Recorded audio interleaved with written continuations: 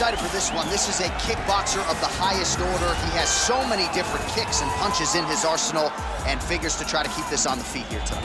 The beautiful thing that he does is he throws that front push kick to create distance when a guy starts to get too close and wants to wrestle with him. He throws it, and the moment you're back at his range, he starts to blast high kicks. He doesn't always intend on landing it, but he beats up your arms with high kick after high kick after high kick. And as you get desperate, you start to run into knees, and he does not need much space to land a knockout punch. This guy is one of the best strikers we've ever seen in the UFC. And if you don't find the striking range early against this guy, you could be in real trouble.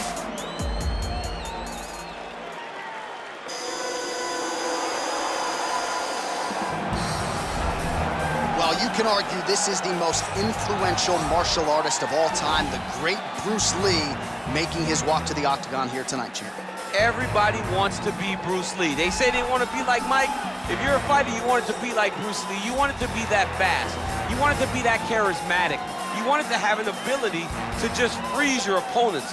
Your speed, your movement, just the diversity in the attacks that you can give your opponents would just confuse people. I mean, I watched him beat a 7-foot Kareem Abdul-Jabbar to stay undefeated. Right. If you can do that, you can do anything. I fear not the man who has practiced 10,000 kicks once, but I fear the man who has practiced one kick 10,000 times. Bruce Lee in a nutshell. Just so wise. And now our tail of the tape for this heavyweight fight. St. Preux is 6 years his senior. He weighed in at 205 pounds. He will have an 8-inch reach advantage. Here is Bruce. Ladies and gentlemen, this is the main event of the evening. When the action begins, our referee in charge, Herb Dean. And now, this is the moment you've all been waiting for. Live from the sold-out Madison Square Garden Arena in New York City, it's time! 5 rounds in the UFC heavyweight division. Introducing first, fighting out of the blue corner. This man is a kickboxer, holding a professional record of 25 wins, 16 losses. He stands 6 feet 3 inches tall, weighing in at 205 pounds. Fighting out of Knoxville, Tennessee, OvinceSaint.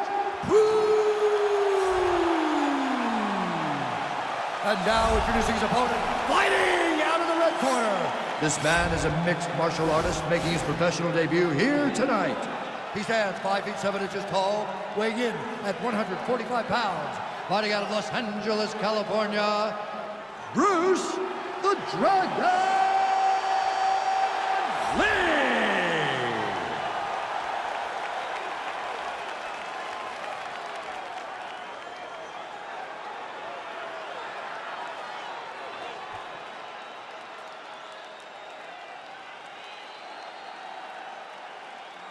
You've been given your instructions in the dressing room. Protect yourself at all times. Follow my instructions. We will have a clean fight. Touch gloves, let's make it official. They touch him up and we are underway. Ready. Ready to fight.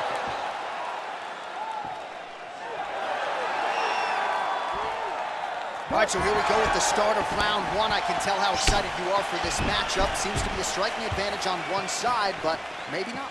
This is a big-time fight. It feels like a big moment for both of these guys' careers. Who is going to be able to implement their game plan the best in this matchup between these two big-time athletes? All right, early round 1 here. Big reach advantage, DC. We'll see if he can employ that patented jab. Yes, he has to maintain distance. He's the taller guy. So every time his opponent tries to enter, he's going to have to take something on the way inside. Whoa! Oh, he's hurt bad. He's hurt bad, John. He's got to press him. He's got to go chase that finish down now. And that one was heavy. Oh!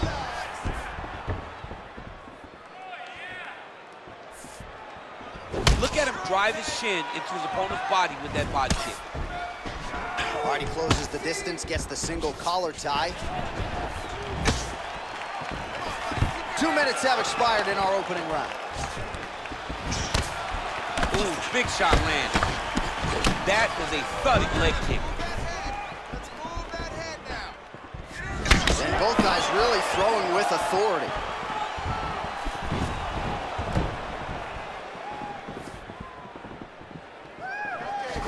Still unable to find that precise range with the high kick. St. Preux gets absolutely pelted by that head kick.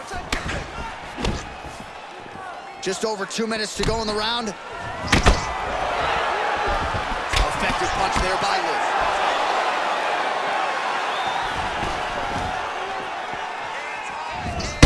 Oh, he just hurt him, he just hurt him. Oh, hook to the head by St. Preux. Big shot to the head.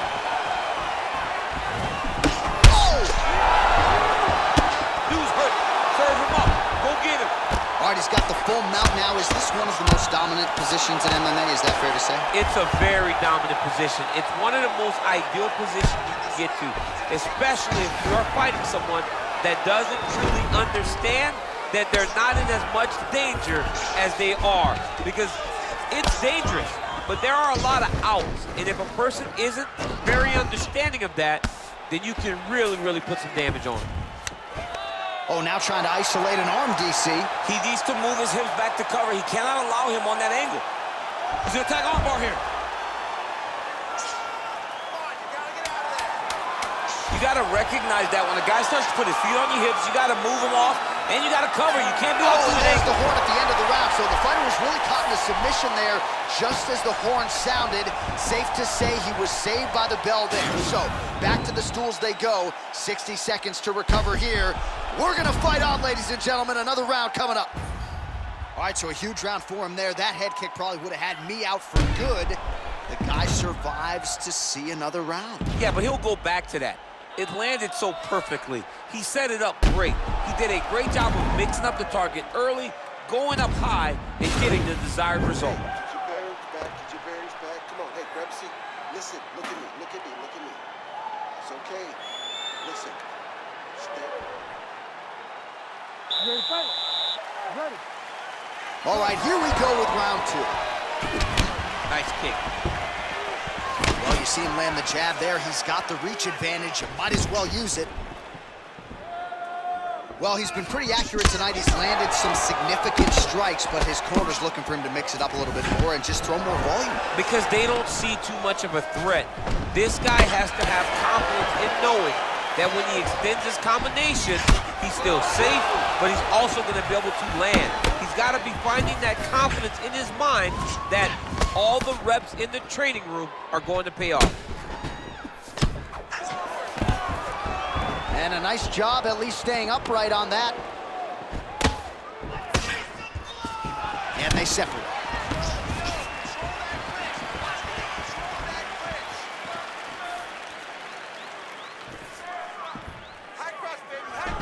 Oh, big roundhouse attempt, just misses. Big kick land. Huge right hand!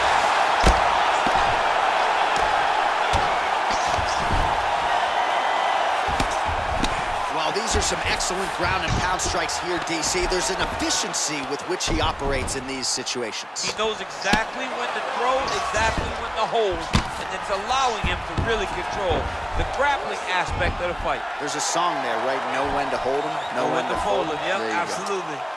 Oh! He's gonna turn on the elbow, and he's gonna chase the submission finish.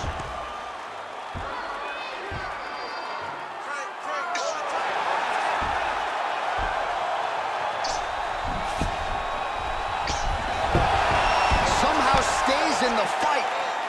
Side control now, and certainly I would think more offensive options for the bottom fighter than in the half guard. Absolutely more offensive options, because now you can just start to get away. You can just go to a wrestler stand-up. Get to your knees, post your hands, don't allow him to get his hooks in, right? Really be aware of the hook. But get to your handstand, up, fight the hand, break away and escape.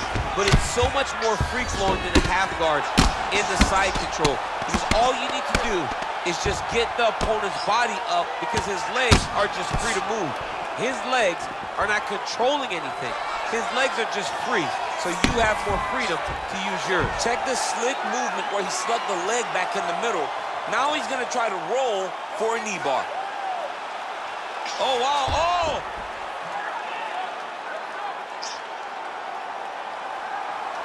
Oh, we're getting a finish here.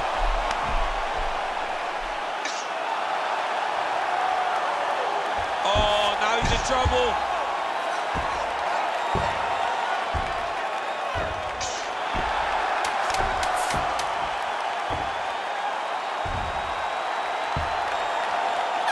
Oh, and there's the horn at the end of the round. How about this fight, folks? You see, he was nearly caught in a submission there right at the end of the round.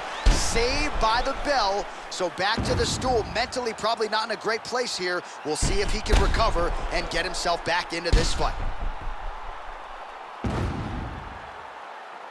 All right, so a big knockdown for him, courtesy of that punch in that round. DC, here's a replay. Big moment in the previous round.